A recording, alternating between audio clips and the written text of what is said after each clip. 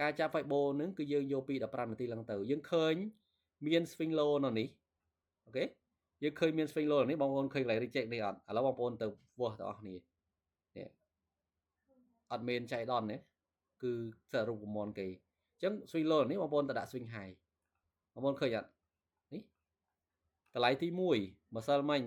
24មកប៉ះកន្លែងនេះឃើញអត់ប៉ះនេះអានេះយើងអត់ចូលទេប៉ុន្តែមកប៉ះ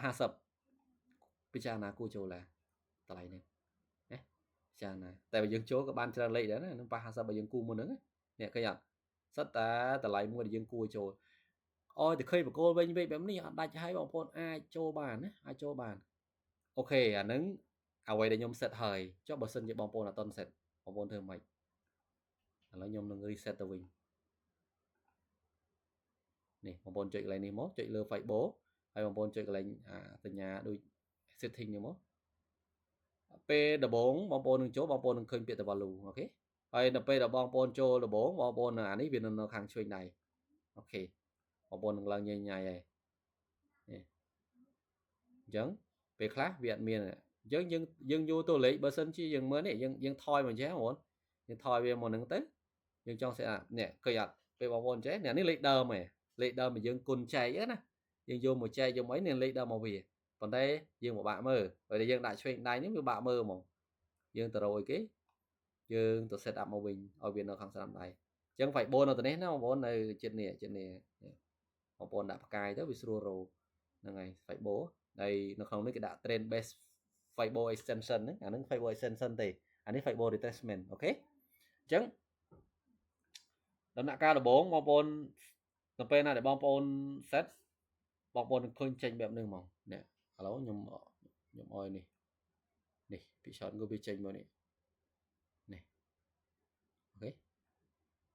ពីច្រើនវាចេញតួលេខច្រើនណាអូខេឡើងវាចេញតួលេខច្រើនតែពួកនេះយើងអត់យកទេនេះគ្រីសវាចេញនេះគ្រីសយកត្រឹម 2.1 យើងអូខេនេះហើយកន្លែងនេះទៀតយើងចុចមើលកន្លែងនេះកុំភ្លេចលេខ0ពេលខ្លះវា set auto វាអត់មានលេខ0ទេបងប្អូនយើងភ្លេចលេខ0ណាព្រោះយើងរាប់ចាប់ពី0ទៅណាតាមនឹងទៅអានឹងគេ set ឲ្យស្រាប់ហើយអញ្ចឹងអ្វីដែលយើងត្រូវធ្វើម្ដងទៀតយើងមួយទៀតនៅពេលដែលបងប្អូនធ្វើដំបូងវានឹងចេញអានេះឲ្យនេះបងប្អូន set ដំបូងវានឹងចេញអានេះឲ្យអានេះមិនបាច់ដាក់ទេបាត់វាចេញបើកលេង trend line នឹងចេញអូខេបើកលេង trend line នេះកន្លែងនេះឡាញបងប្អូនអាចរើសប្រភេទណាក៏បានឡាញអានឹងគឺជាបន្ទាត់នៃ Canoe Fiber នេះចង់ធំចង់តូចបងប្អូនអាចសេរីបានចឹងកន្លែងនេះមិនបាច់ប៉ះពាល់វាទេcoordination ដូចជាអត់មានអីទេអានឹង auto តាមនឹង visible អត់មានអីទេគឺយើងរកតាក់ទងនឹង visible ហ្នឹងវាឲ្យវាវាស់ទៅលើមួយនាទី second hour day week month rank អញ្ចឹងទៅគឺ year អញ្ចឹងទៅ trick ហ្នឹងហើយ trick គឺវា trick របស់វា trick របស់វា high low អូខេវាមាន high មាន low អាហ្នឹងហៅ trick អញ្ចឹងបន្ទាប់មកហើយចុច more style វិញបងប្អូនឃើញបងប្អូនចង់ដាក់ reverse ណា reverse គឺក្លាប់គ្នាទេមិនបាច់ទេយើងយកធម្មតាអញ្ចឹងទៅbackground បងប្អូនចង់ដាក់អញ្ចឹងក៏បានណាតែខ្ញុំអត់ដាក់ទេឲ្យវាឆ្លាស់អញ្ចឹងprice បងប្អូនចង់ដាក់តម្លៃថា 50% វានៅតម្លៃមួយណាបងប្អូនអាចចុចបានប៉ុន្តែពួកខ្ញុំវិញខ្ញុំអត់ដាក់ទេខ្ញុំគិតថាវាមើលទៅវាច្រើនវាញ៉ៃញ៉ៃណាកន្លែង level នេះសំខាន់បងប្អូនត្រូវប្រើ person ណាអាហ្នឹងចាំតិចខ្ញុំនឹងប្រាប់ថាតម្លៃមួយណាដែលយើងគួរតែកត់ចំណាំណាហើយនេះយើងឃើញឆ្វេងបាក់មើលបងប្អូនអញ្ចឹងអ្វីដែល label កន្លែងនេះយើងដាក់ Morai វិញអូខេអញ្ចឹងយើងបានហើយfont size យើងអាចយកតាមនឹងបានធំទូច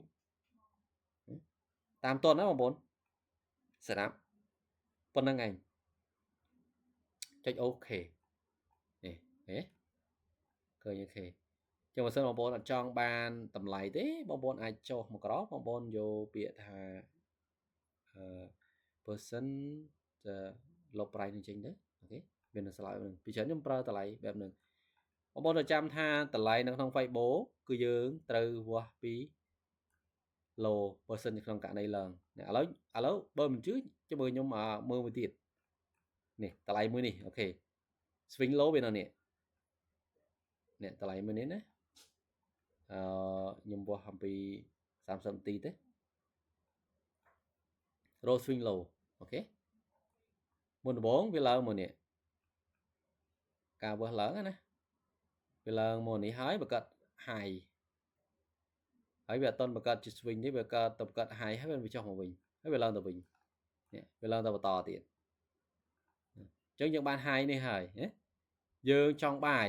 តើយើងគួរតែបាយកន្លែងណាយើងមើលនៅភ្នែកយើងអត់ដឹងទេយើងប្រើ fiber បងប្អូនគួរពី swing low នេះមកទៅ high វាបងប្អូនឃើញទេនេះនេះទោះបីជាបងប្អូនបាយនៅក្នុង61ចុចគេហៅថា61.80% ក៏បងប្អូននៅតែគេហៅថា SL នៅទៀតឬចំណេញអាចនឹងច្រើនឱកាសវាអាចច្រើនទៅវិញណាប៉ុន្តែបងប្អូនត្រូវចាំថាកន្លែងនេះបងប្អូនបាយគឺបងប្អូនត្រូវតែរងចាំពេលណាដែលវាមានការ reject ឬ confirmation ដូចនេះវាអត់ confirm ទេវាចុះមកបន្ថែមទៀតហើយវា reject កន្លែងនេះអញ្ចឹងយើងឃើញវាចុះនៅក្នុង78%កន្លែងនឹងឯងគេហៅថា premium super premium ណាបងប្អូនគេហៅ premium discount ច្រឡំ premium discount ណាបង discount ណាកន្លែងនេះគឺជា top គេហៅថា top បំផុតណាហើយកន្លែងនេះវាកម្រនឹងវាចុះដល់នឹងជាក់ស្ដែងកាលណាតែវា retest វាចុះ retest ណាមកជួរនឹងទេបងប្អូនតែពីរលេខនេះទេនេះតំបន់នេះទេកាលណាតែផាសមកតំបន់នេះហើយគេហៅថា discount ហើយអញ្ចឹងយើងត្រូវរក candlestick បែបនេះបកគោលវែងបែបនេះហើយចូលបាយណាតោះណាបងប្អូនតោះណាកន្លែងនេះអញ្ចឹងយើងបាន swing low swing high កន្លែងនេះមួយទៀតអញ្ចឹងយើងបានហើយអានេះយើងមានទៀតណាយើងចង់រកបាយនៅក្នុងថ្ងៃហ្នឹងយើងមើល5នាទីក៏បានឲ្យឃើញរូបភាពច្បាស់អូខេក្នុងថ្ងៃហ្នឹងថ្ងៃទី20បាន25អូខេវាឡើងទៅ24ឡើង25បើយើងអាចយកពីម្សិលមិញ low ពីម្សិលមិញទៅយើងវាស់ទៅស្អាតអូខេ low ម្សិលមិញនៅនេះបងប្អូន low ម្សិលមិញនៅនេះហើយ high វានៅនេះយើងចង់រកកន្លែងបាយលេងសេលsorry បងដោយសារតែវាមានការ reject វាកើតជា swing high លេងវានេះយើង roll low កន្លែងនេះនេះ roll កន្លែងនេះ high នៅនេះបងឃើញទេអញ្ចឹងវានៅតំបន់នេះហើយនេះហើយចូលអូខេអញ្ចឹងវានៅតំបន់0មួយនេះ061.80% ហើយនឹង78%នេះឃើញកន្លែងនៅតំបន់នេះហ្នឹងហើយតែបើសិនជាបងប្អូនឃើញវា retest បែបនេះច្រើនពេកបងប្អូនអាចចាប់ពីនេះមកចាប់ពី low នឹងមកហើយទៅរក high កន្លែងនេះអានេះគឺ sideways បងប្អូនចង់អាច trade បែប sideways បងប្អូនអាច trade បានបងប្អូនគូទៅ high វាទៅចាប់ពី low ថ្ងៃហ្នឹងណា low ថ្ងៃហ្នឹងអញ្ចឹងទៅបងប្អូនរងចាំ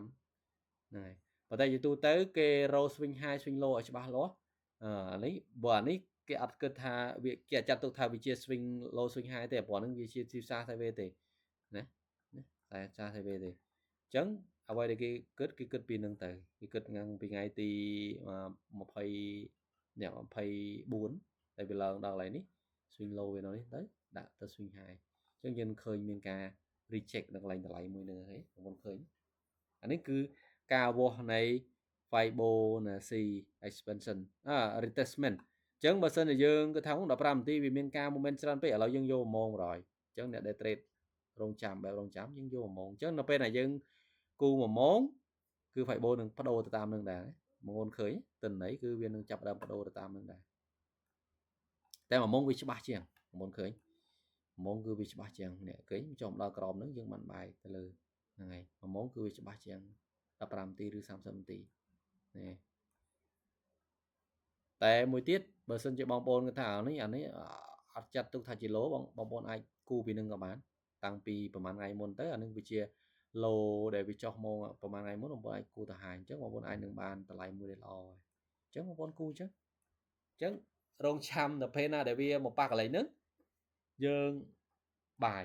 ប៉ះកន្លែងហ្នឹងគឺយើងបាយប៉ុន្តែប៉ះកន្លែងហ្នឹងមានន័យថាយើងចេះមើល candlestick ដែរបងប្អូនមិនមែនឃើញទៅប៉ះកន្លែងហ្នឹងហើយបាយទេអញ្ចឹងមានន័យថាម៉េចលើកនេះយើងលេងតាមបាយហើយនេះបងប្អូនម្សិលមិញមានបងប្អូនតាមបាយនំជួរនេះឃើញអត់តាមបាយអញ្ចឹងឃើញអត់61មកប៉ះ reject អាយ៉ាអញ្ចឹងយើងគួរតែពិចារណាដែរកាលណាតែឃើញចុះវៃបែបនេះហើយមកប៉ះហ្នឹងពីច្រើនគឺវាបងប្អូនតែសង្កេតណាគឺឲ្យតែប៉ះបែបនេះគឺវានឹងធ្វើការ reject ឡើងទៅវិញដូចគ្នាប្រហែលថ្ងៃមុនដូចគ្នាបងប្អូនអាចទៅមើលពីប្រហែលថ្ងៃមុនក៏មានបែបហ្នឹងដែរនេះ ឥឡូវបងប្អូនមើលកន្លែងនេះឡើងហើយចុះឲ្យឡើងកន្លែងនេះrow swing low សិននេះ swing low នៅនេះហើយ high វានៅនេះបងប្អូនឃើញកន្លែងនេះនេះឃើញអត់ 61.80% នេះ61.80% បាទ 78ឃើញអត់អូយតែមកប៉ះកាឡនមួយនេះបងប្អូនតែចំណាំរងចាំបន្តិចទៅចាំវា reject ឲ្យបងប្អូនបាយទៅវិញទៅអាហ្នឹងគឺបាយចោះ sale ដូចគ្នាsale ទៅ high សិន swing high វានៅណាអូខេ high វានៅនេះ high វានៅ 4527 តើយើងគួរ sale បានកន្លែងមួយណាអានេះវាអត់តន់កើតទេណាព្រឹកមិញបើយើងគូព្រឹកមិញអានេះអត់តន់កើតមកកោនឹងទេអញ្ចឹងយើងឃើញ high ហើយអញ្ចឹងយើងដាក់មក swing low វិញចុះ sorry យើងឃើញ high យើងគូមក swing low វិញឃើញអត់បងឃើញអត់វានៅប៉ះតម្លៃនឹងដែរ78 100%ហ្នឹងកាលណាតែដាច់ 100% ហើយគឺវាបន្តចុះមកវិញហ្នឹងហើយហើយអានេះដូចគ្នាវា retestment នេះដោយសារតែវាក្នុងលំហឡើងទេអញ្ចឹងឃើញវា retestment លើ 50% តែបើសិនជាបងប្អូនចង់ឲ្យរោឲ្យវាចុះណាបងប្អូនចង់ឲ្យរោវាចុះបងប្អូនវើទៅ15នាទីព្រោះសារចុះបន្តិចដែរចុះបន្តិចដែរអញ្ចឹងវាស់ត្រឹមនឹងមកបងប្អូនអាចវាស់ត្រឹមនឹងបានអញ្ចឹងបងប្អូនរោ15នាទីមកបងប្អូនវាស់ត្រឹមនឹងមកបងប្អូនរកកន្លែង sale នេះឃើញអត់បងប្អូនឃើញនេះដល់ 50% អត់ដាច់គេចុះដល់ 50% អត់ដាច់ចុះដល់ 50% អត់ដាច់ចុះឃើញអត់នេះអញ្ចឹងពីច្រើនវានៅតំបន់0មួយហ្នឹង0មួយហ្នឹងជា key level ហ្មងជា key level នៃ Fibonacci retracement អញ្ចឹងអានេះក៏វាអាចទៅជាវាអាច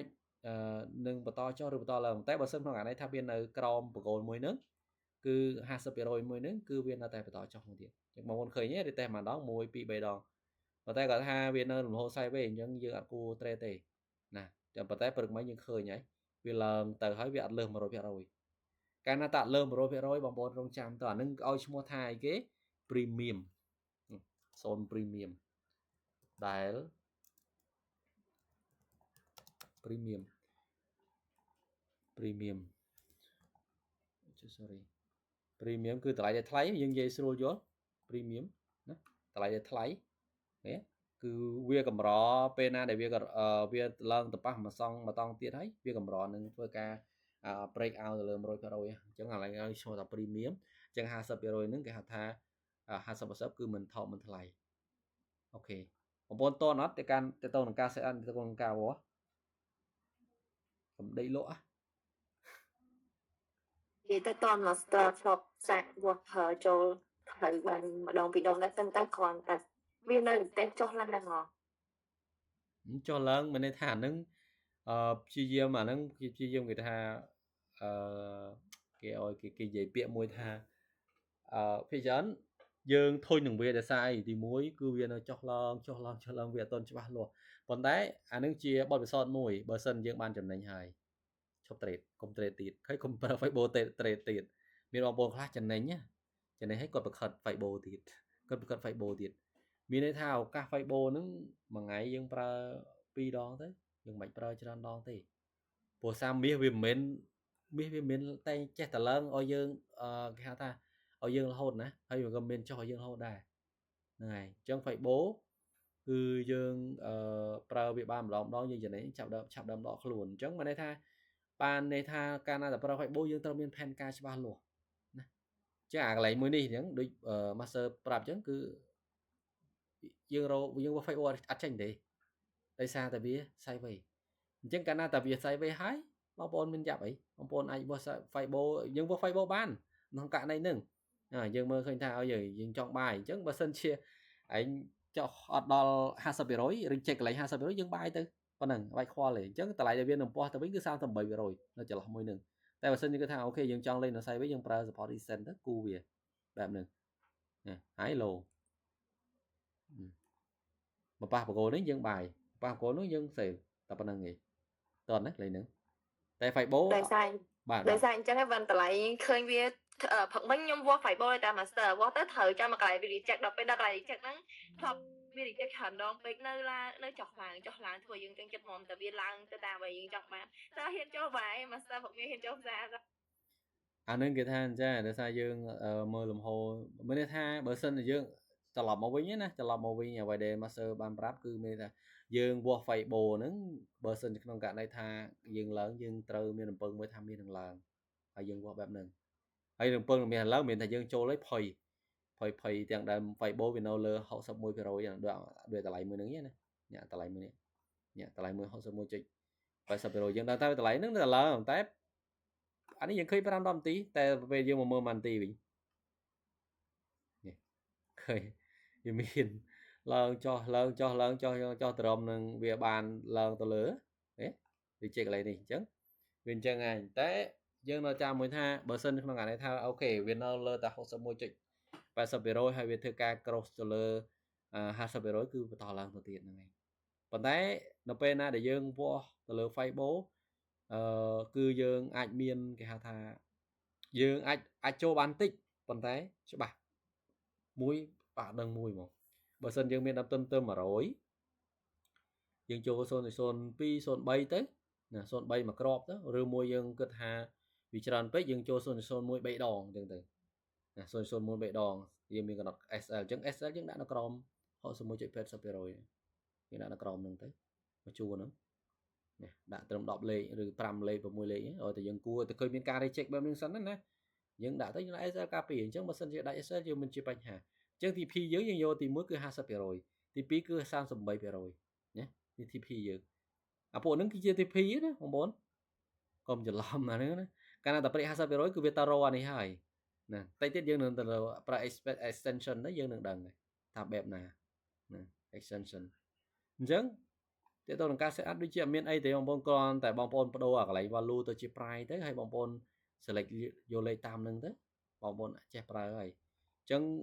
ការចុះការឡើងវាដូចតែគ្នាទេណាឥឡូវខ្ញុំទៅមើលលំហូរចុះវិញសិនណាអូខេអ្នកលំហូរចុះ swing low swing high តែពីច្រើននៅពេលណាដែលមកពុំមានពីច្រើនយើងប្រើFibo នៅមកពុំមានវាអត់សូវត្រូវទេណាខ្ញុំប្រាប់ឯងពុំមាននេះណាខ្លះអាចមានការចរចាសង្គ្រាមនេះអមូនឃើញហ៎តម្លៃមួយនឹងឡើងទៅប៉ះ78ចុះវិញ swing low swing high នេះអញ្ចឹងទៅពេលដែលយើងចោះយើងវាស់ពី swing high មក swing low វាវិញណារកកន្លែងណាដែល swing ណាឬមកយើងយកខ្លីៗយើងយកត្រឹមហ្នឹងក៏បានដែរយើងរកកន្លែង sale មកណាវានៅប៉ះ61ដែរទេហ្នឹងហើយចឹងកុំឲ្យបងប្អូនឃើញមាសចេះតែចោះហើយបងប្អូននឹងគ្នាតាមបាយឃើញមាសចេះតែឡើងបងប្អូនគ្នាតាម sale ណាឲ្យដឹងថាកំណត់នៃតម្លៃឬគេហៅថាតម្លៃវាបន្តឡើងដល់ណាវាចុះកន្លែងណាហើយ reaction កន្លែងណាពីច្រើនបងប្អូនពីច្រើននេះស្លាប់តែកន្លែងនេះប្រហែលប្រាប់ទៀតថាកុំចូលថ្ងៃនេះថ្ងៃអីគេបងប្អូនថ្ងៃនេះគឺ pre holiday អញ្ចឹងថ្ងៃស្អែកគឺជា holiday ថ្ងៃ Christmas អញ្ចឹងវាអត់ដល់ទេអញ្ចឹងបងប្អូនដែលព្រឹកមិញហ្នឹងបានចំណេញហើយគឺយើង stop កុំឲ្យទីផ្សារទៅទៀតខ្ញុំនឹងmaster នឹងបរិញ្ញាទៅនឹងគេហៅថា psychology ចិត្តសាស្ត្រក្នុងការ trade ណាអាហ្នឹងចុងម៉ោងយើងអាចថ្ងៃស្អីក៏ផងថ្ងៃសុក្រណាទៅតង psychology គឺ psychology គឺវាបែបហ្នឹងបើសិនជាយើងនៅតែបន្តចូលជាមួយវាបន្តទៀតហើយចូលមកអង្គុយមើលក្រាបមួយនាទីមិនធ្វើអីទេអារម្មណ៍យើងជាចង់ចូលតែពេលយើងចូលហើយយើងចំណេញយើងគួរធ្វើអីឥឡូវមានណាចំណេញទេបងប្អូនគឺកុំច្រឡំណាមានបងប្អូនខ្លះគឺថាខាតមិនពិបាកណាគេហៅថាខាតស្រួលតែចំណេញពិបាកចំណេញអត់ពិបាកទេបងប្អូនអ្វីដែលពិបាកគឺយើងរក្សាភាពចំណេញរបស់យើងឲ្យបានអាហ្នឹងគឺពិបាកបងអញ្ចឹងដល់ពេលដែលយើង trade ចំណេញហើយយើងគួរធ្វើអីជំនួសខ្លួនឯងអ្នកខ្លះមាន$100 tradeបាន200 300ហើយទុំសំចុងក្រោយផ្ដាច់មួយថ្ងៃក៏មានដែរអាហ្នឹងហើយអញ្ចឹង Fibo គឺជាជម្រើសមួយដែលជាការឆ្លើយតបឲ្យយើងដែរណាអញ្ចឹង Fibo គឺពីច្រើនគឺវាស់ទៅគឺវាបើសិនជាបងប្អូនចេះរងចាំបងប្អូនអាចនឹងបាន profit ច្រើនអ្នកដែលគាត់លេង long term ពីច្រើនគាត់ប្រើ Fibo ហ្នឹងហើយគាត់ដឹងថា expansion ដល់ណាឡើងដល់ណាអញ្ចឹងគាត់ប្រើ Fibo អញ្ចឹងវាមិនអាចប្រើបានរហូតទេណា Fibo មានថាឥឡូវបងប្អូន trade បាន1ម៉ោងហើយចំណេញហើយចូលពុប បើ2ម៉ោងក្រោយបងប្អូនមកប្រើទៀតអាហ្នឹងវាអត់យកជាការបានទេការប្រើ Fiber បានលើកលែងតែវាមានការគេហៅថាមាន low មាន high ច្បាស់លាស់នេះមាន low មាន high ច្បាស់លាស់មាន swing low swing high តែនេះទៅបងប្អូនទៅវាស់មិនវាអត់ចេញទេនេះវាអត់ចេញទេតែដូចនេះបានថា retracement គេក៏ជា swing មួយមក swing អានេះឡើងទៅនេះ retracement វាឡើងមកនេះបើតែមួយយ៉ាងនេះវាឡើងតឡើងរហូតនេះអានេះមក swing ឡើងទៅលើអញ្ចឹងកាលណាបងប្អូនចេះអា swing នេះបងប្អូនអាចប្រើ Fiber បានអញ្ចឹងបើសិនជាមកជួរនេះអត់មានជា swing ទេបងប្អូននេះជួរនេះជា sideways ទេបើអត់កើតទេ Fiber អញ្ចឹងតើមាន swing ច្បាស់លាស់នេះដូចនេះវាមាន swing អញ្ចឹង1 2អញ្ចឹង3 retracement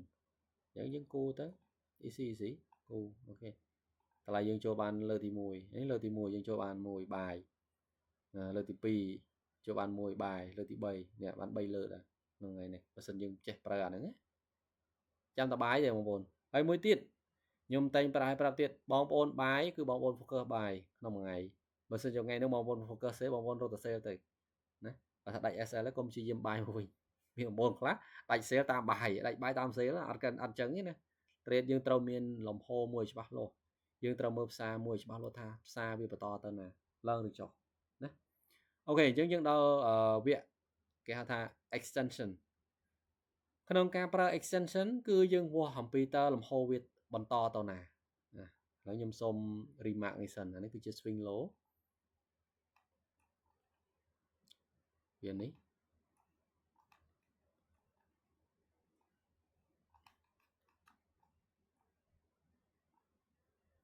អូខេនេះ extension បងប្អូន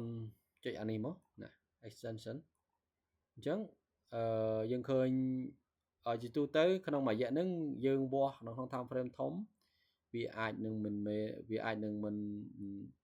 ជាផលប្រមាណទេតែបើសិនយើងវាស់ក្នុង frame 30នាទី5នាទីយើងនឹងឃើញច្រើន expansion វានឹងទៅណាអូខេយើងវាស់ពីថ្ងៃទីប្រហែលថ្ងៃទី25 19 25អញ្ចឹងយើងវាស់យ៉ាងហោចណាស់ក៏វាស់2 3ថ្ងៃមុនដែរបងប្អូនណាអញ្ចឹងថ្ងៃនេះ24យើងវាស់ត្រឹមថ្ងៃទី extension អាចវាស់ពីម្សិលមិញក៏បានដែរបងប្អូនណាយើងវាស់តាម frame rate ខ្លីគឺ30នាទីអញ្ចឹងយើងឃើញមានគេហៅថា low high អូខេ low high កន្លែងនេះតាមតើណាបងប្អូនអ្វីដែលយើងចាប់កន្លែងនេះមក high ហើយមក low វិញឃើញអត់តន់ណាបងប្អូនតន់ណាការ set up របស់វាអត់ពិបាកទេបងប្អូនចូលកន្លែង set up នេះមកអូខេអញ្ចឹងអ្វីគ្រប់យ៉ាងវានឹងដូចគ្នាទាំងអស់វាខុសតែដំបូងយើងចូលមកវាជាលេខនឹងទេហើយអានេះវាទៅនៅខាងឆ្វេងទេណាដូចគ្នានឹង Fiber អញ្ចឹងគេមានលេខនឹង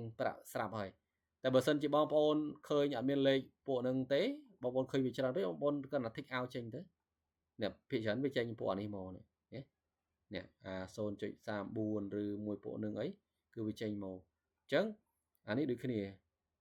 យើងមើលទៅយើងមើលបញ្ចូលនឹងទៅប៉ុន្តែយើងអត់យកជាលេខទេយើងអត់យកជាតួលេខទេយើងយកជាភាគរយណាបងប្អូនអញ្ចឹងបងប្អូនអាចដាក់តម្លៃក៏បាននេះដូចគ្នានឹង retracement ណាដូចគ្នាទេស្តៀងតែគ្នាអញ្ចឹងបងប្អូនដូរមកភាគរយវិញអញ្ចឹងឃើញបានតម្លៃមួយនឹងហើយអញ្ចឹងបងប្អូនដូរមកខាងស្ដាំដៃដូចគ្នាអូខេនេះស្ដាំដៃ sorry center អានេះមកជា right អូខេអញ្ចឹងយើងចុចអូខេអញ្ចឹងការគូ expansion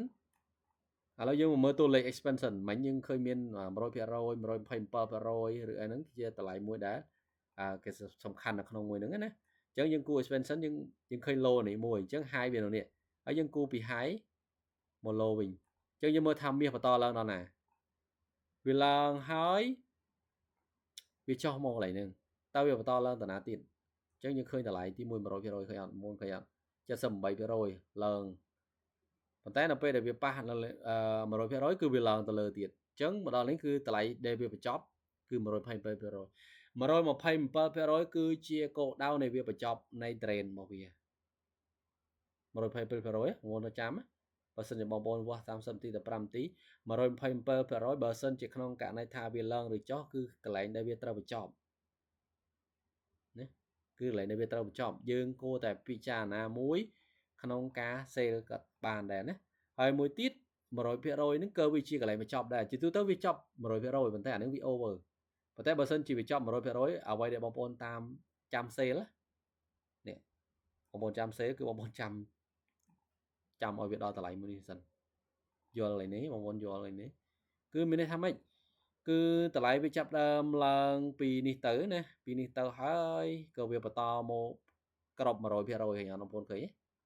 ពីថ្ងៃទីប្រហែល23ឡើងមកគឺនៅចិត្តនៅក្នុង 70% ចាស់នៅក្នុង 80% ហើយបន្ទាប់នេះក៏វាចុះទៀតក៏វាទៅឡើងចិត្ត plain ដែរ 80% ក៏វាចុះមកទៀតហើយវាឡើងទៅទៀតបំបែក 80% វាទៅរក 100% ឃើញអត់មានន័យថាតម្លៃគឺវាបន្តឡើងហើយឡើងទៀតណាឥឡូវខ្ញុំគួយមើលឥឡូវបងប្អូនអត់មើលពីថ្ងៃហ្នឹងទេបងមើលពីប្រហែលថ្ងៃមុននេះវាឡើងពីហ្នឹងទៅឡើងហើយបាន 80% ហើយវាចុះ investment ហើយវាឡើងទៅដល់បាន 80% អត់ដាច់ចុះមកវាទៀតឃើញអត់អញ្ចឹងយើងឃើញថាអូខេតម្លៃទៅព្រេកនេះហើយវា reject កន្លែង 0% ទៀតអញ្ចឹងវាទៅណាវាឡើងទៅទៀតឡើងទៅដល់ 80% ដែរឥឡូវ break បាត់នេះត្រូវ 127% អញ្ចឹងអានឹងឯងដែលយើងដឹងថាអូខេវានឹងឡើងដល់នេះការឡើងដូចគ្នាការចុះដូចគ្នាបងប្អូនអត់ពិបាកទេអូខេបើសិនជាបងប្អូនគិតថាអូខេវា extend ដល់ណាបងប្អូនបញ្ច្រាស់វិញមកបងប្អូនបញ្ច្រាស់វិញមកអញ្ចឹងយកពី high មកចាប់កន្លែង low កន្លែងនេះក៏បានដែរ high low នេះយកពី high មកអញ្ចឹង low វានៅនេះ low នៅ 3.68% អញ្ចឹងបើសិនក្នុងករណីថាវាចុះឥឡូវវាក្រោះហើយ 127% ដែលជាការ confirm អញ្ចឹងក្នុងករណីថាវាចុះគឺវាត្រូវការ break 168 break 200 break 263អញ្ចឹងវាអាចនឹងបន្តចុះប៉ុន្តែអានេះវាអត់នេះវា reject កន្លែងហ្នឹងបងឃើញ reject អត់អញ្ចឹងឱកាសដែលវានឹងឡើងទៅវិញវាច្រើនណាយើងអាចមើល15នាទី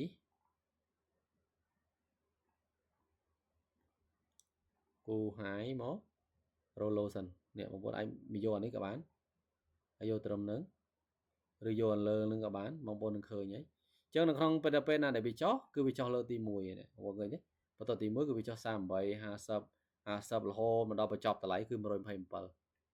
អូនមានសង្កេតកន្លែងនេះអត់ឃើញអត់127គឺជាតម្លៃដែលបញ្ចប់នៃតម្លៃជាទូទៅវា 100% ប៉ុន្តែបើសិនក្នុងករណីថាវាមានការចុះឡើងខ្លាំងគឺ 127ហ្នឹងឯងគឺជាចុះបើសិនជាវាចុះវិញដល់កន្លែង127បងប្អូនពិចារណាអីគេបងប្អូនគួរតែអីគេគួរតែ buy master បាទនេះ consider buy consider buy អញ្ចឹងមិនចុះមកអីឡើចុះមកកន្លែងនេះហើយបាយចុះមកកន្លែងនេះឲ្យបាយកុំចឹងណាកុំចុះមកបាយកុំចុះមកបាយណាហើយបាយវាជាតែឡើងតែយើងដាក់ account មុនណាអាហ្នឹងឯងគេថា Fibo extension ណាអញ្ចឹងដូចគ្នានៅពេលដែលយើងឃើញតែវាចុះបែបហ្នឹងដើម្បីតែនេះគឺបងប្អូនអាចគូបានណានេះ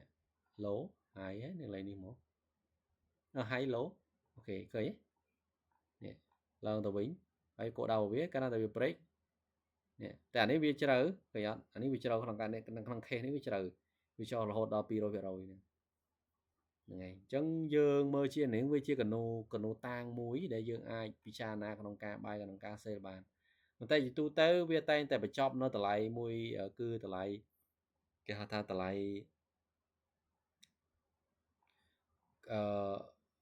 គេហៅថាវាតែងតែបញ្ចប់នៅតម្លៃ127%វាតែងតែបញ្ចប់នៅហ្នឹងហើយបើសិនជាវាឡើងអស់បំផុតហើយនេះ 161.60% គឺវាអស់បំផុតហើយហ្នឹងហើយ វានៅក្នុង0មួយនឹងក្នុង0មួយនឹងបើសិនតែឡើងដល់នឹងទៀតវាចូលណា over នឹងបលេងវាទៅណាលេងវាទៅអញ្ចឹងបើសិនជាបងប្អូនចង់ hold បើសិនក្នុងករណីថាវា break យើងមើលដែរបងប្អូនយើងមើលមានការ rejection ទី1ហើយចុងវិញមានការ rejection ទី2បងប្អូនចាំ demand supply supply កាលណាតាវាបុកច្រើនដង2វេដងហើយវានៅអត់ចុងវិញគឺវាបុកច្រើនដងគឺកន្លែងហ្នឹងគឺជា supply មួយដែលអត់រឹងមាំអញ្ចឹងគឺទៅមិនគឺ supply ហ្នឹងគឺវានឹងបំបែកហើយហ្នឹងហើយដូចគ្នាអញ្ចឹងវាបែក 100% វាទៅរក 127% 127% ទៅរក 61% ចាអានេះដែលយើងវាស់ពីឡូនឹងផងបើយើងវាស់ឡូត្រឹមហ្នឹងយើងនឹងឃើញ 127% នេះហើយវានៅ0មួយនឹងហ្នឹងបងប្អូនអត់គូអញ្ចឹងបងប្អូនអត់វាអត់ចេញឲ្យណាពេលខ្លះបងប្អូនគូអញ្ចឹងបងប្អូនគូអញ្ចឹងវាអត់ចេញឲ្យណាបងប្អូនត្រូវតែចុចកន្លែង low ហើយចូលកន្លែង high ហ្នឹងហើយមករកកន្លែងដែលបងប្អូនគូវិញបានមិនចេញឲ្យណាចាអានេះគឺ 1% ដែលវាឡើងទៅដូចគ្នាដល់ពេលបងប្អូនចុចចុះចុចដល់ពេលចុះវិញបងប្អូនចុចមកកន្លែងនេះសិនទៅបងប្អូនទាញទៅកន្លែងបងប្អូនគូវិញអញ្ចឹងណាគឺអានេះគឺ high នេះអាចមកស្មើនឹងក៏បានដែរណាគឺជា high and low ពួក Facebook វាត្រូវឲ្យគូអញ្ចឹងណា expansion ហ្នឹងបងគឺវាត្រូវឲ្យគូបែបនេះនេះហើយបានមករកនេះវិញអញ្ចឹងនេះគឺជា Facebook extension បើថា Facebook ណាស៊ីមិនបាច់គូបែបហ្នឹងទេបងប្អូនចាប់ពួកយើងរក retestment ណាប៉ាបអីអត់ណា Facebookណាស៊ី retestment អញ្ចឹងត្រឡប់មកវិញនៅពេលដែលណាដែលបងប្អូនប្រើ Facebook retestment គឺលេខដែលសំខាន់បំផុតបងប្អូនចាណាដល់ពេលណាដែលវាសំខាន់បំផុតគឺបងប្អូនសំខាន់បំផុតគឺលេខគេ 78% 61% អញ្ចឹងមានន័យថាដល់កាលណាតែវា break 50% ហើយហ្នឹងគឺវាចាប់ដើមចុះហើយអញ្ចឹងកាលណាតែមានការ reject កន្លែង 61% ឬ 78% កន្លែងហ្នឹងឯងដែលវាយើងពិចារណាបាយបាទក្នុង0មួយហ្នឹងណាដែលឲ្យឈ្មោះថា discount ដូចគ្នាដល់ពេលណាដែលយើងគូតាក់ទងនឹង extension យើងចង់ដឹងថាតម្លៃមួយណាទាញទៅកន្លែងហ្នឹងវិញមកដូចគ្នាអញ្ចឹងជាបញ្ចប់នៃតម្លៃរបស់វាភាគច្រើនគឺវាបញ្ចប់នៅគេថា 127% បើសិននៅក្នុងករណីថាវាឡើងហើយវាមានការ reject កន្លែង 127% អ្វីដែលវាអានេះវាឡើងវាចុះលឿនពេកក្នុងព្រឹកមិញគឺចុះមកប្រហែលណាអញ្ចឹងយើងនឹងឃើញថាវាបង្កើតជាចុងក្រោយរបស់វាគឺវាចុះមកដល់ 661% អញ្ចឹងឃើញវាចុះមានរហូតដល់ 2% ដែរវាចុះក្នុងករណីនេះយើងអាចតាមនឹងបានឬមួយបងប្អូនអាចយកស្មើកន្លែងហ្នឹងបងប្អូនយកកន្លែងនេះក៏បាន technique អាហ្នឹង technical បងប្អូនទេណាយកកន្លែងហ្នឹងហើយយកកន្លែងដែលវា break មកកន្លែងហ្នឹងក៏បាននេះកន្លែងនេះបងប្អូននឹងឃើញតម្លៃដែល expansion ដែរហើយយូរទូទៅដោយសារមាសនេះភាគច្រើនគឺវាលំហូរធំវាឡើងពេលយើងបោះ extension នៅក្នុងលំហូរ sale គឺយើងឃើញអាចច្បាស់ឡើយនេះអញ្ចឹងមូលហេតុដែលយើងឃើញថាឡើងគឺវានៅតែលើទេឃើញអត់នេះ trend line យើងគូអញ្ចឹងគឺ trend line អញ្ចឹងយើងមើលទៅអូខេតើនេះអញ្ចឹងបើសិនអានេះវានៅលើ50ទេណាលើ 50% គឺវានៅលើ sideways ទេអញ្ចឹងបើសិនក្នុងករណីថាវាធ្វើ high ទៀតដល់ជួរនេះវាទៅហើយវាទៅ 127% វិញហើយអញ្ចឹងបើសិនជាក្នុងករណីថា 127% វា break ហើយ 151% តែគាត់ថាមុននឹងវា break វាទៅមកតេស្តអា 100% នោះមុនហើយណាប៉ុន្តែបើសួរថាបើសិនជាវាឡើងខ្លាំងអ្វីដែលបងប្អូនឃើញសង្កេតមើលគឺវា break នៅក្នុង78 2ដងហើយតែវា break out គឺអ្វីដែលវាទៅទៀតគឺតម្លៃនេះ 127% វាលេង 100% លេងសុវត្ថិភាពហើយណាអូខេហើយមិនថា Facebook retrace ទេដូចគ្នានេះគឺលេខយើងយកលេខ61គឺជា golden resort អានេះគេហៅថា golden zone ណា golden zone ក្រោមមួយហ្នឹងបើនេះចូលលក្ខណៈ premium ហើយនេះ premium យើងអាច save យ៉ាងម៉េចណា premium super premium អញ្ចឹងទៅអញ្ចឹងគឺកន្លែងនេះគឺpremium ខ្ញុំច្រឡំមកខាងលើdiscount បងប្អូនណា discount គឺតម្លៃដែលថោក ក្នុងសូននេះតម្លៃអសតអញ្ចឹងយើងឃើញមានការចុះមកវាអត់ break វាឡើងទៅលើវិញនេះអ្វីដែលយើងចង់ចាំបាយហើយបញ្ជាក់ម្ដងទៀតដើម្បីឲ្យយើងប្រើបានសមិទ្ធផលល្អយើងត្រូវដឹងថាលំហូរនោះឡើងឬចុះសិនណាហើយបើយើងវាស់បាយដោយសារយើងមើល time frame day ឃើញវាមើល time frame day គឺវានៅតែឡើងទេណាវាអត់ទាន់ចុះទេ time frame ធំ time frame 4ម៉ោង